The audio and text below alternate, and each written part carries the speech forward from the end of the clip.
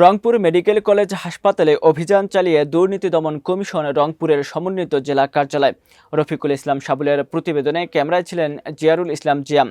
সোমবার দুপুরে এই অভিযান চালানো হয়। দুর্নীতি দমন কমিশন সমন্বিত জেলা কার্যালয় রংপুর উপপরিচালক শাওন মিয়া জানান, রংপুর মেডিকেল কলেজ হাসপাতালের বিভিন্ন অনিয়ম ও দুর্নীতির অভিযোগ এনে প্রধান কার্যালয়ে কয়েকজন সেবাপ্রার্থী লিখিত অভিযোগ করেছেন। অভিযোগের ভিত্তিতে দুর্নীতি দমন কমিশন প্রধান কার্যালয়ের নির্দেশে এই অভিযান পরিচালনা করা হয়েছে। প্রায় 2 ঘন্টা ধরে হাসপাতালের মেডিসিন বিভাগ, নেফ্রোলজি বিভাগ, প্যাথোলজি বিভাগ, পথ্য বিভাগ ও রক্ত সঞ্চালন বিভাগে অভিযান চালানো হয়। অভিযান শেষে দুদকের উপপরিচালক শাওন মিয়া জানান, আমরা হাসপাতালে এসে বিভিন্ন বিভাগ পরিদর্শন করেছে। পরিদর্শনকালে আমরা হাসপাতালে বিভিন্ন ওয়ার্ড অপরিচ্ছন্ন দেখতে পেয়েছি। একই সঙ্গে প্রতিটি ওয়ার্ডের বাথরুমগুলো ছিল ব্যবহারের অনুপযোগী। রক্ত সঞ্চালন বিভাগে শৃঙ্খলার অভাব, প্যাথোলজি বিভাগের যন্ত্রপাতি নষ্ট এবং ম্যানুয়াল পদ্ধতিতে রিপোর্ট দেওয়া সহ নানা বিশৃঙ্খলা লক্ষ্য করা গেছে। এছাড়া নার্স, চিকিৎসক ও কর্মকর্তা-কর্মচারীরা সঠিকভাবে দায়িত্ব পালন না করার চিত্র ফুটে উঠেছে।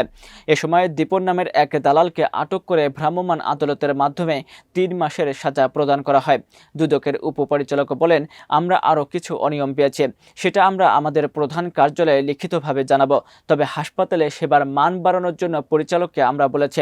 সাংবাদিকদের বিভিন্ন প্রশ্নের জবাবে রংপুর মেডিকেল কলেজ হাসপাতালের পরিচালক ডাক্তার মোহাম্মদ ইউনুস আলী জানান, হাসপাতাল পরিষ্কার পরিচ্ছন্ন রাখতে সরকারের কাছে আমরা জনবল চেয়েছি। আমাদের যে জনবল আছে তাই দিয়ে হাসপাতাল পরিচ্ছন্ন রাখা সম্ভব নয়, তারপরেও চেষ্টা চালিয়ে যাচ্ছে। হাসপাতালের অচল যন্ত্রপাতিগুলো চালু রাখার জন্য সব ধরনের চেষ্টা চালানো হচ্ছে। তিনি আরও বলেন, আমাদের আরও কিছু যন্ত্রপাতি এসেছে, সেগুলো পেলে আমরা রোগীদের পরিপূর্ণ সেবা দিতে পারব। আশা করি আগামী 1 মাসের মধ্যে আমাদের সংকটগুলো কাটিয়ে ওঠা সম্ভব।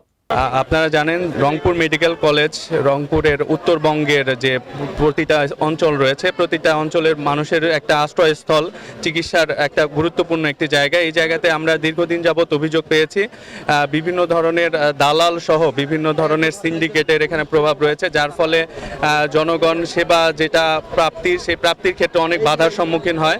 এই বিষয়ে আমাদের জেলা দুর্নীতি দমন কমিশন রংপুর এবং রংপুর মেডিকেল কলেজ হাসপাতাল কর্তৃপক্ষ তারা খুব ভালোভাবে এটা নির্মূলের জন্য কাজ করছে।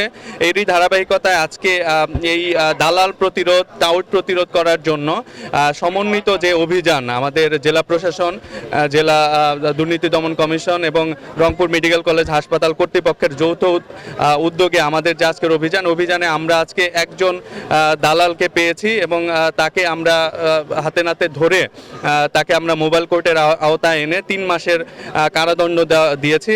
এবং একই সাথে আমাদের যে অভিযান, সেই অভিযানটা অব্যাহত থাকবে। রংপুর মেডিকেল কলেজ যেন দালাল মুক্ত এবং এই ধরনের যে অসঙ্গতি রয়েছে সেই অসঙ্গতিগুলো যেন না থাকে, সেই জন্য প্রশাসনের পক্ষ থেকে সহ দুর্নীতি দমন কমিশন এবং রংপুর মেডিকেল কলেজ হসপিটাল কর্তৃপক্ষের যে রেগুলার বেসিসে পরিদর্শন এবং তদারকি এবং অভিযান, সেটা অব্যাহত থাকবে।